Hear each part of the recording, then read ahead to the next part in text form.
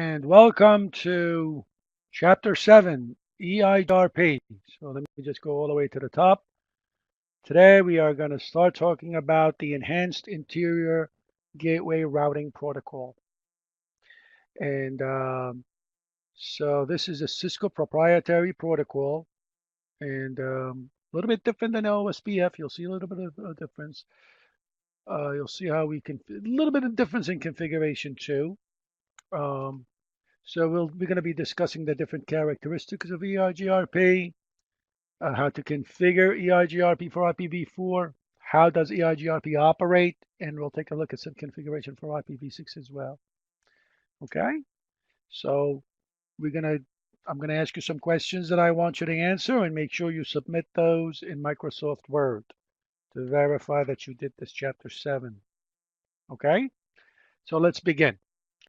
What are the characteristics of EIGRP? EIGRP was released in 1992, and it's a Cisco proprietary protocol. Even though just I think last year or a few years ago, Cisco has opened it up for other vendors to use EIGRP on their routers. It used to be only exclusively for Cisco routers. All right, so well, it says it right here, 2013, a couple of years ago.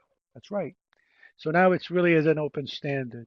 It used to be, again, like I said, specifically for Cisco. It's an advanced distance vector routing protocol.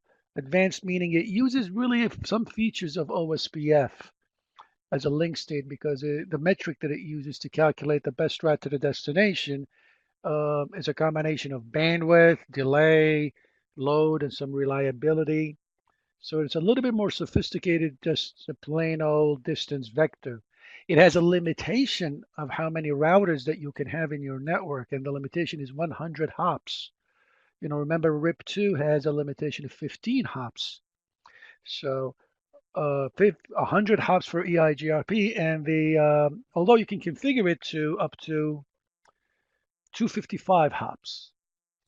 You can configure it up to 252, 255, but in reality, a maximum of 100 hops away, which is a lot, really. That's only in one interior network. You can have up to 100 routers away from you. Remember, OSP RIP2 had 15. It uses the diffusing update algorithm. That's the program that calculates the best route to the destinations, and we'll talk about that in details. Will establishes neighbor adjacencies just like everyone else. Find out who's your neighbor, who you're going to send the updates to. It uses RTP to provide all the updates to the neighbors. The reliability transfer protocol. This is like TCP, and you need to send the acknowledgement that you got the updates. Okay. It uses partial and bounded updates, which we'll discuss also later on, and it will support equal and unequal cost for load balancing. That means if you have multiple links going to the destination, it will try to use all the links to send the data to the destination at the same time. All right, the protocol dependent modules, Cisco creates 3 separate tables: neighboring table, topology table, and the routing table. First of all, you're using the PDMs to create a neighboring table. The neighboring table is a table of all the routers that are made adjacencies to you that you're going to send updates to. The topology table is a list of all the destinations to reach, all the routes to reach any destination you want. So this could be huge. That's why um, it's really, it requires lots of memory and a fast CPU because the topology table is very important. It has all the routes that goes to the destination. And then from the topology table, you go out and pick the best route and you insert it in the routing table. The best route is called the successor. So I take the successor from the topology table and insert it into the routing table. The feasible successor will be the backup to the actual route. So in case the successor goes away, you just go in and take the feasible successor, insert that in the routing table. That's what makes EIGRP fast convergence. It converges very fast. I can know exactly where you want to go. I have a route for wherever you want to go almost with no problem. Even if the routes to the original destination fails, I'll have a backup immediately I get the backup route from the topology table. All right, so we use PDMs to come up with those three different tables: neighboring, topology, and the routing table. All right, EIGRP again does not use TCP. It uses a layer 4 protocol called reliable transfer protocol. And from there, from an application layer, they use RTP, either using with IPv4 or v6 to get you your neighboring table topology and routing table. All right. EIGRP also supports authentication.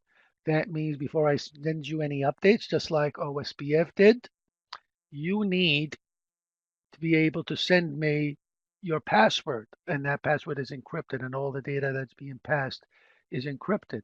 And here are the three types of packets. But before we get there, question number one: what are some characteristics of EIGRP? So here's the answer for number one. Number one is it's a Cisco proprietary protocol, although now it's an open standard since 2013. That's number one. Number two, it's an advanced distance vector protocol, right? Number three, it supports authentication. Number four, excuse me, it has a maximum hop count of 100, but you can configure up to 255, right? Creates three tables, and they are neighbor, topology table, and the routing table. Okay? Now, question number two. What are the 5 different tables, different packet types that EIGRP uses to create the tables, the neighboring table, the topology table, and the routing table? They are the hello, acknowledgement table, the update, the query, and the reply. So it uses these different types of packets to communicate with each other, the routers, that is. All right, the hello packet. Routers by default, they go to their neighboring routers and they say hello to each other to discover who's your neighbor. Hey, say hello. Are you my neighbor or not? Now they're both that can be both done on on IP version 4 or IP version 6. In IPv4, you send the hello on this address, 224.0010. That's a multicast address. And IPv6, you use a multicast address, FF02A, to send out your hello packets. Unreliable delivery, which means when I say hello to my neighbor, your neighbor does not have to say hello back to you. Okay, you just keep saying hello. Every 5 seconds, typically, is what it's done by default. And you wait about 3 times, which is if the default is 15, you wait about 3 times. If I don't hear hello from my neighbor after 15 seconds, then I know he's dead. He's unreachable, in other words. That's what the hold on timer is. Okay? So when you send updates, you send them to your neighbors, you have to send an acknowledgement. Okay, because it's a reliable connection between you when you're sending updates. And routers send partial updates, unbounded, which means you don't send everything in your routing table. You only send what changed, and you only send it to the one that needs it. That's what bounded means. You may go and, for example, if a network failed for whatever reason, you may go ask neighboring router. So you send a query packet, and there may be a reply package coming back telling you how to find a different route, right? And again, both of these communications are also reliable. That means they have to send. The only one that is unreliable is the hello packets. The query, the replies, the acknowledgments, they're all reliable.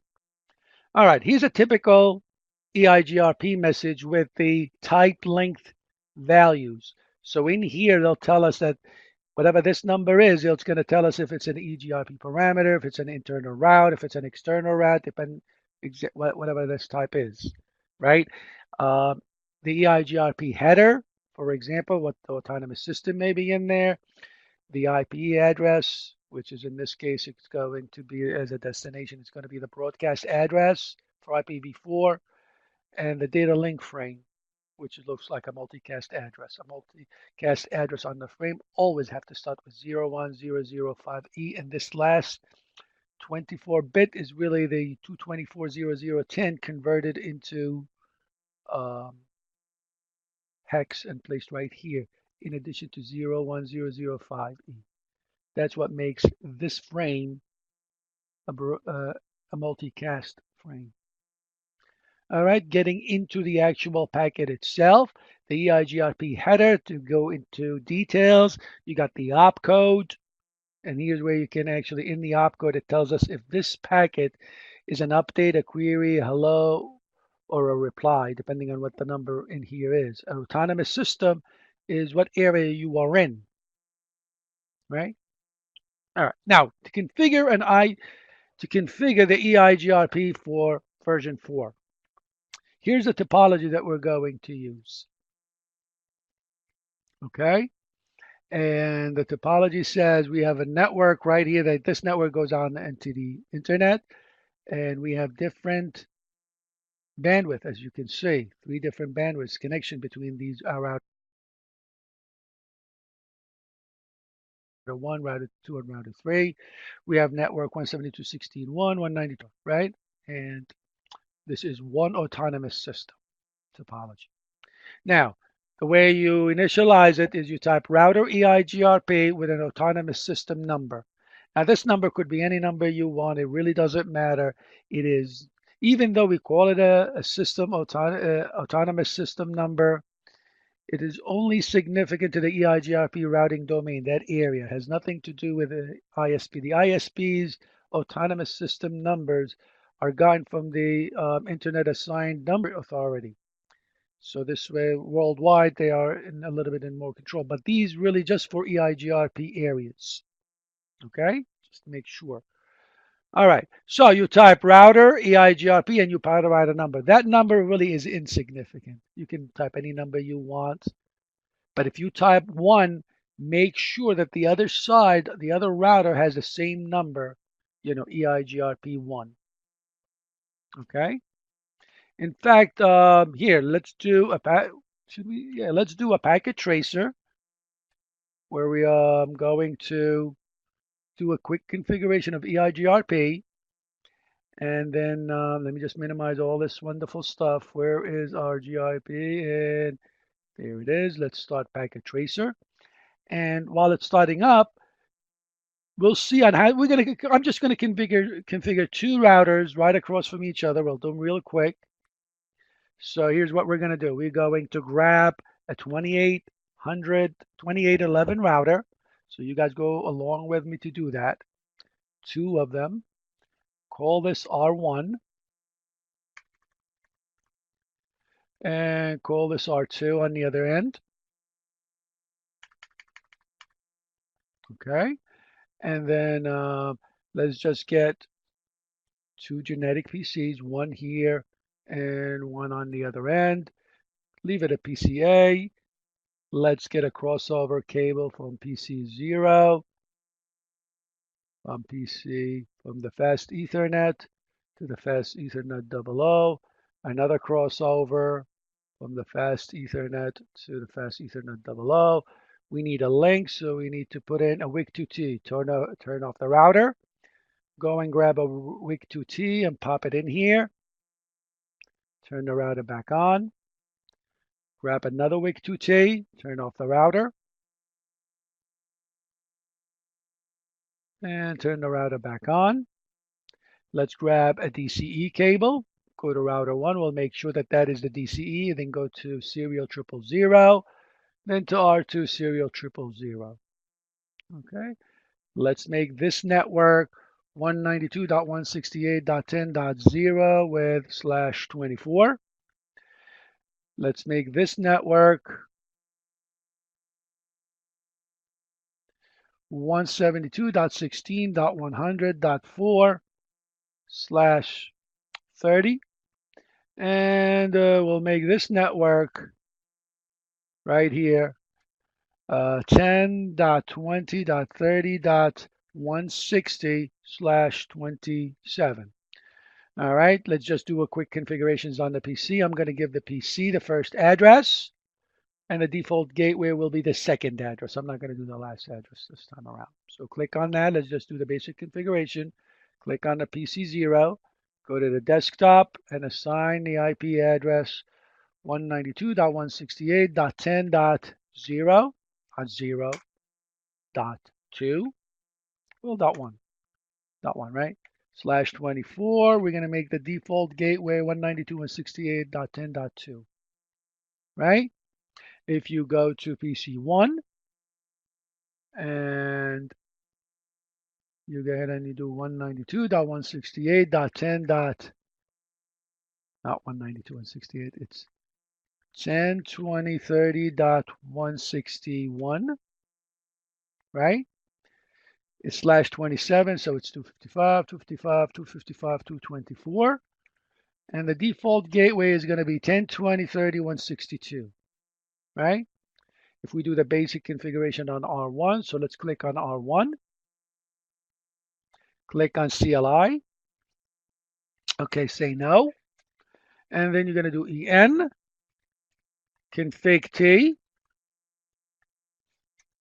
and you're going to say no IP domain lookup, and you're going to do a host name of capital R1.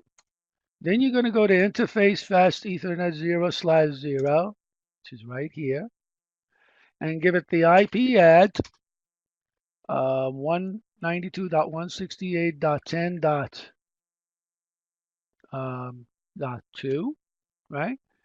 255, 255, 255.0, and then open it up by typing no shot, right? Let's go to the serial interface right here, interface serial 000, and say IP at it's 172.16.100.5 because .4 is the network address. Subnot mask 255, 255, 255, 252. Now, because when we picked the DCE cable and we went to R1, that means R1 must be the DCE, and therefore we need to put in a clock rate of 64,000 bits per second. It doesn't have to be 64,000 bits per second. There's many choices, but we've always been doing that, so we'll just stick with it. No shut to activate the interface. All right, minimize this. Let's go to R2. CLI, say no, hit enter twice, and then do EN, config T. All right, no IP domain lookup, and the host name of R2. Let me go to the interface fast Ethernet 0/0 and give it the IP at 10.20.30.162, 255, 255, 255, 224. Right? And no shut. Let me just fix that. No shut. Activate it.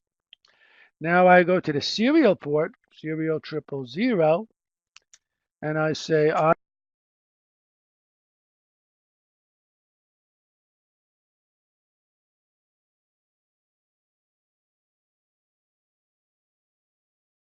IP ad is not the DCE, so all it needs is a no shut, and now everybody is green. Okay? So now, how do we configure EIGRP between them? We're just going to do basic. Okay? Just click on R1. Let's start with R1. Type exit. Let's start from the config mode. So you say router EIGRP, and you hit space and you put an autonomous system number. Let's say we chose number 20. You got to make sure it's 20 on the other side as well. All right, then you need to advertise this network, right? And then you say network. It's 192.168.10.0. Now, you can hit enter, and if you hit enter, that means EIGRP is going to advertise any network that starts with 192.168.10. It doesn't matter what's the slash is, okay? But if you want to include the subnet, then you have to write the wildcard. So you remember what the wildcard is 4 255s minus the slash 24. So you get 0.0.255. I'll include the subnet mask, right? That's it, no area. Now you need to type in the network address of this one as well. So you type network 172.16.100.4. And what is the wildcard for slash 30? 0.0.0.3, right? You guys remember that? Because you have 4 255s, 255.255.255.255 minus 255 minus 2.255.255.252 at the end. So 255 minus 252 at the end, that's how you get the 3. And the others are 0. That's it. Just to make sure, we always say no auto summary, right? Just like RIP2. And don't allow any of the EIGRP updates go into the LAN by doing passive interface, PAS, hit the tab key on the fast Ethernet 0/0. That's it. Let's go to the other side and pretty much do the same thing. You go to R2 and then make sure at the config mode, type exit, and then you say router EIGRP. You have to write number 20, just like the other side, and you say network 10.20.30.160, the network address /27. The wildcard is 0.0.0 dot, and the last number in 27/27 is 224, right? 224, and 255 minus 224 is 31. And then you got to advertise the link. Network 172.16.100.4 with a wildcard for a link. It's always 30.3. And a bingo. See, now you should see this. That means the neighbor have been established and we already have our routing table. So before we exit, just say no auto summary, no auto s dash s.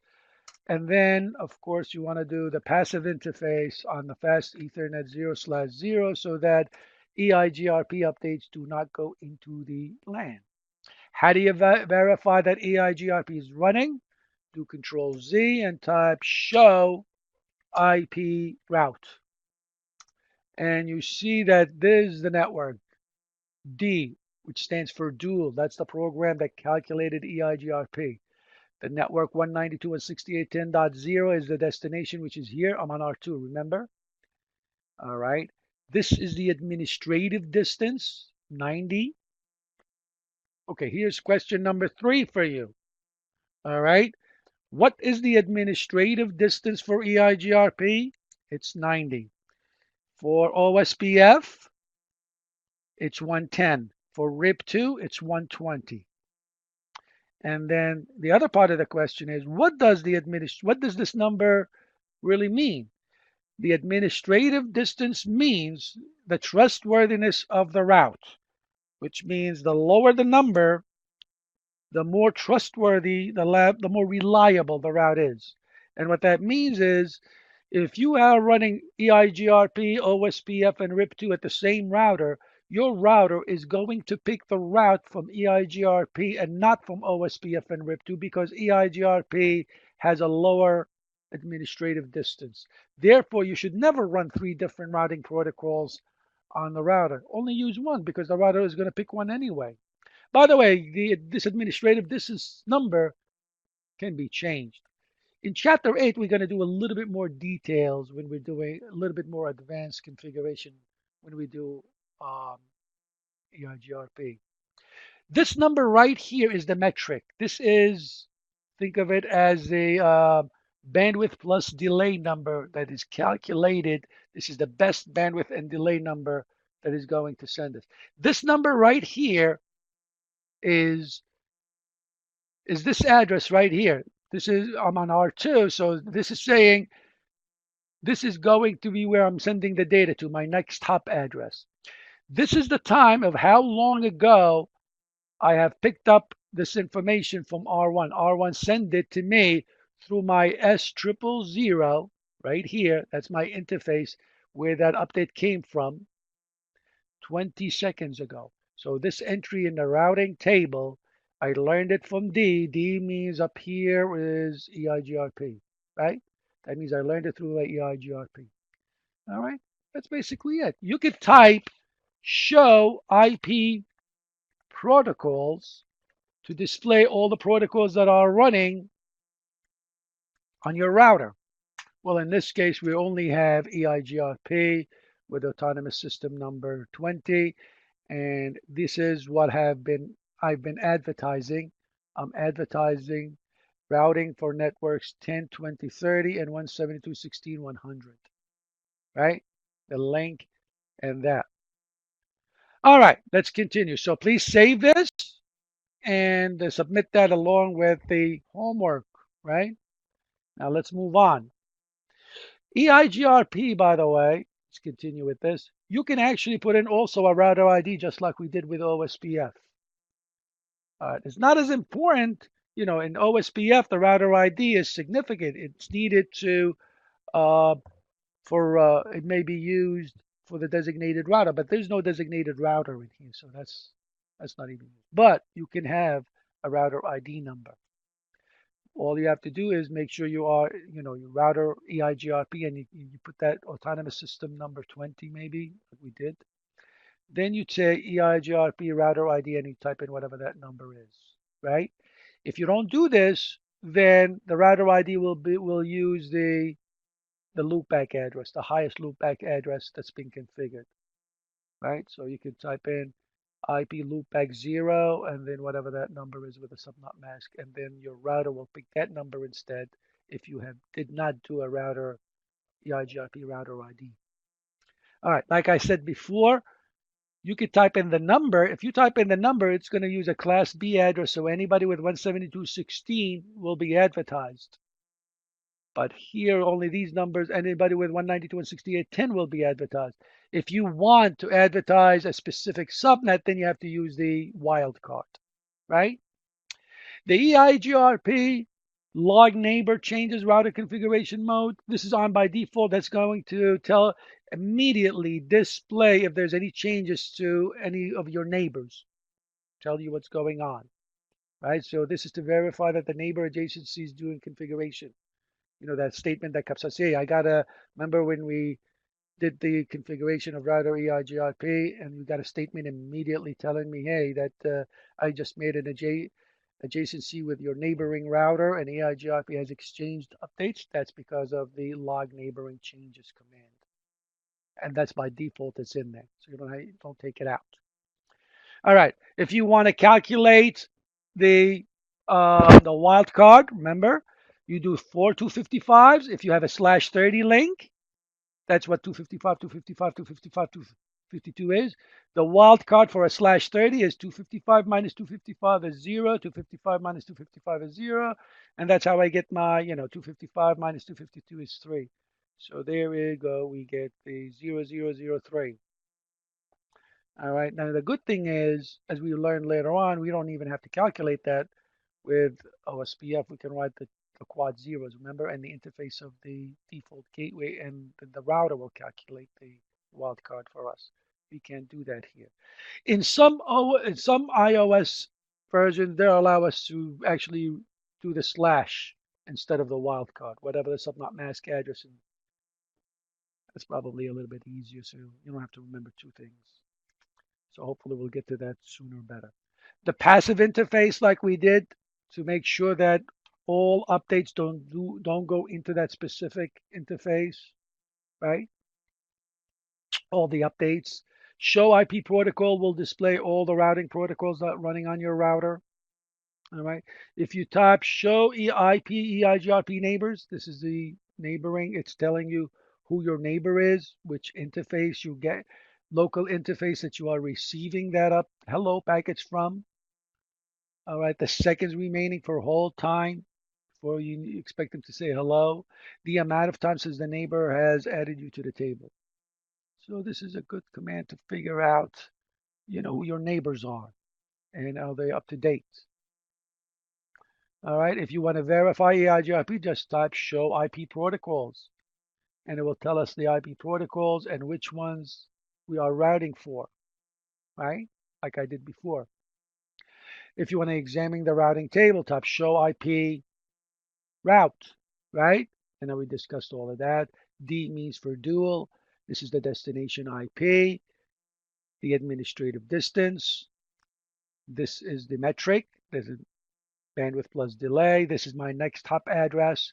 How long ago I've learned this route, and this is my where that information came from, which interface, my serial 000. All right, how does EIGRP operate? Well, as soon as you turn your router and you did the, router EIGRP and all the, and you did your configurations, router one will send a hello packet to the neighbor. So he say, hey, hello, I'm here. He doesn't have to respond back because remember, hello packets are unreliable. And then this guy will start sending updates to each other automatically if they are neighbors. What makes them neighbors? That autonomous system number 20 that we wrote when we did the configuration. That's what makes them neighbor. If you wrote 20 on one end and 200 on the other end, they're not neighbors. The hello packets will not go to each other, and therefore they will not send updates to each other. All right, after the exchanged updates and all the goodies, then the network would have been, eventually the network will converge. What that means is all the routers will have the correct, most up-to-date information about where every network that is located, and they're ready to pass packets. Here's another thing that EIGRP does not have, is different than RIP2. It does not have periodic updates. It only do all of this passing and forwarding of updates in the beginning when you boot up, and you only send updates that are partial and bounded only when when the topology changes. So you only trigger updates if the topology changes. What that means, if an interface goes down or up, that means the topology has changed. That will trigger an update. All right. Otherwise, the network will keep working, passing packets. So we call that fast convergence, which fast convergence means if there is a link that came up, you you immediately have a route for it as quickly as possible. So you keep routing packets, and you don't want to just keep like EIGRP, wait and start every 30 seconds and start sending updates. All right, the EIGRP composite metric, you can have delay, bandwidth, reliability, and load calculated into a metric. Now, if you choose all of those 4 different metrics to figure out the best route to the destination, that's going to take a long time, for the network to converge. So by default, this is the formula that is used to calculate the best route to the destination. K are constants. By default, K1 is placed as a 1. Has a value of 1, K2 has a value of 0, K3 has a value of 1, and 4 and 5 are 0. So by default, if you put the Ks that are equal to 0, you'll end up with bandwidth plus delay. And if they're both 1s, you can actually change these K values if you want by typing the command metric weights, TOS, and you put the numbers in here, whatever numbers you want. So you can have, for example, the bandwidth take a lot more weight than the delay or the reliability or so on. But typically we don't really bother with these. We just leave the default as bandwidth plus delay. All right, so the bandwidth is very important. By default, the bandwidth is always 1544 kilobits per second. So if you change the serial port and you know your bandwidth is not a T1 line, that means it's not 1.544 megabits per second, you need to change this value. Otherwise, EIGRP will always use the default value to calculate the best route to the destination, and that might be incorrect. All right, the delay this delay is in microseconds. This is for again, for this speed. We'll talk about depending on what they do is they send a bit to the destination and back and see how long it takes for a packet to go back and forth. And usually is measured in microseconds. And we don't change that value either. Let the router figure it out because they go in and figure out what the delay of each link is. Reliability tells you how reliable the route is. So you do want to have a number on reliability that's 255 out of 255. That means all the packets that were sent arrived. Transmit load and receiving load should be 1 out of 255 as well. Okay, just back a little bit. And that's for, you could actually do the same thing down here for the gigabit Ethernet. All right. You could change that metric number by going to the serial 000 and then type bandwidth 64. You just write in the number and that number is immediately interpreted as a kilobits. So if you want to change it from 1544 to 64 kilobits, this is how you do it. You just write the word bandwidth on that serial port and write in the number. Here's the different numbers of delay depending on your link. So the 20,000 is for a T1 line at 1544. So if you have different types of links, the delay will be different. All of these numbers are in microseconds. All right, so how do we calculate the EIGRP metric? The way to do it is you go in and you determine the lowest link from here to your destination. And you take 10 million divided by whatever that bandwidth is. You get that number. And then you calculate, the step 2 is you take all the delays from here to your destination divided by 10. And then you add these two numbers up and multiply them by 256. And that's what this number is in the routing table, the metric plus delay, right? So you get the delay by using this formula. Get the bandwidth by using this formula, the lowest bandwidth. You get the delay by using this formula, multiply the two answers by 200, add them up and then multiply by 256. And this number is placed right here. That's the metric that they use. The lower this number is, the better, of course. Okay. Now, dual is the algorithm that is used, the program that is going to calculate all of this for you and figure out the best route to the destination. All right, the decision process to figure out who is the best route to the destination is a program that is called the finite state machine, FSM. He's the one that calculates all the routes and figure out, tracks all the routes and where they are and make sure if there's any changes. It's that part of the program that significant in calculating the best route to the destination, right? Now, we give these names. Successor means if you have a topology table, the best route to the destination will be on the top. In other words, which router am I going to take? Which of my neighbors am I going to take? That will be the successor. Let's say if I'm router 1 and I have router 2, router 3, and router 4 are connected to me. The successor is router 3, for example. Why? That means he is the one that I'm going to go through to get to the destination. My successor is the best route or the best router that I'm going to go to. So the successor is the interface of the router that is in the routing table that you're going to send the data to, right? The feasible distance, that's the distance, that's the bandwidth plus delay that is calculated through this R3 to the destination. Okay, so that is the actual feasible distance means the calculated distance, the calculated bandwidth plus delay when I go through the successor R3. Okay? Feasible successor. Reported distance means that what my neighbor tells me how far the destination is. He reports, for example, let's say I want to go to R2, R3, and R4. R2 reports a distance. You want to reach your destination. It's, let's say, 3. R2 gives me a reported distance of 500. R R2 gives me a reported distance of 600, and R3 gives me a reported distance of 200. What that means is if I go to those routers, it's going to cost me either 600, 200, or 500 to get to my destination. So I pick the guy who reported the lowest distance from me, which is R3. He reported to me. He's saying if you get to me, it's only going to cost you 200 to get to your destination. So that's why I chose R3 as my successor.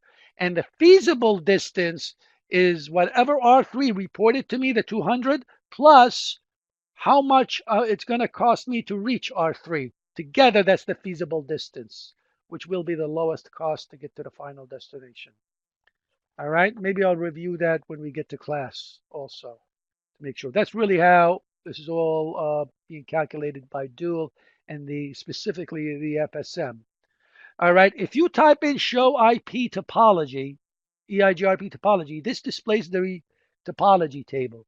And I have 2 lists right here. I have one successor, that means one winner, that's the best route. And this is this guy's, that's him. That's my successor, 192.168.10.10. The guy underneath him is my feasible successor, the backup, in other words.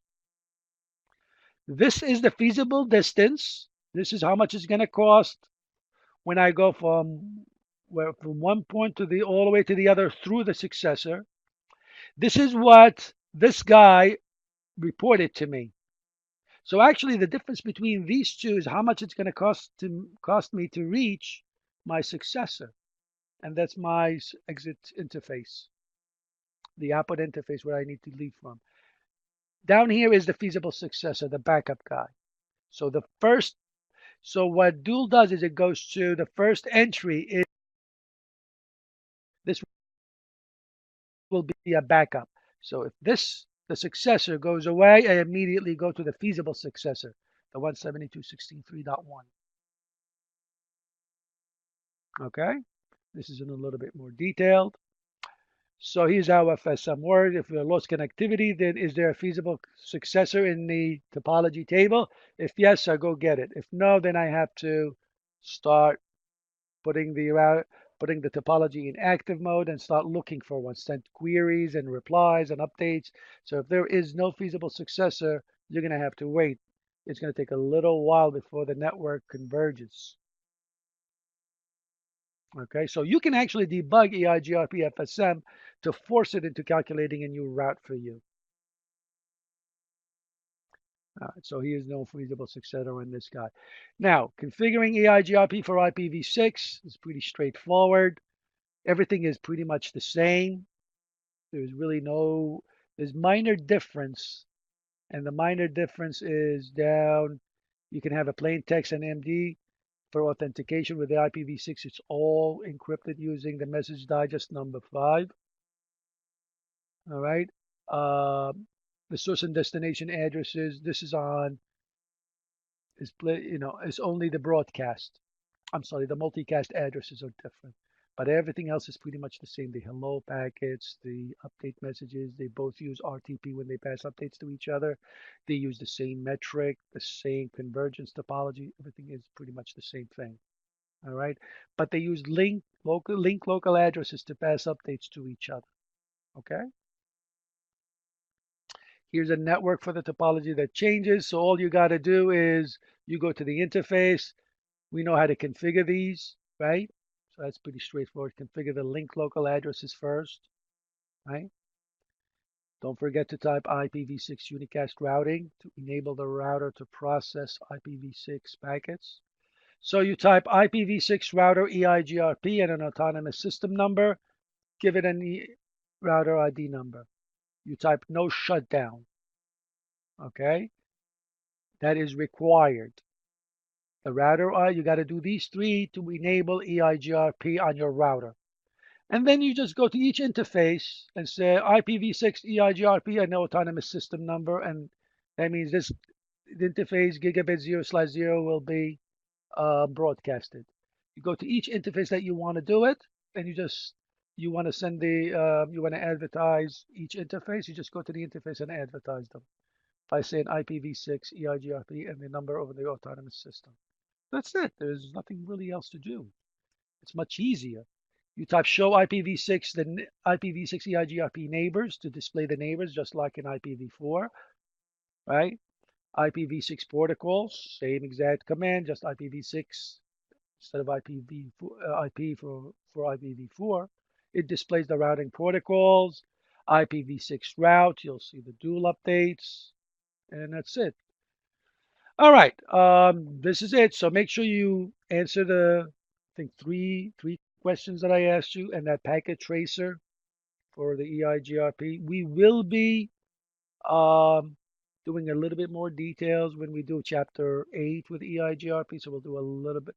We'll go into more advanced topic with EIGRP. But now you really got the basics.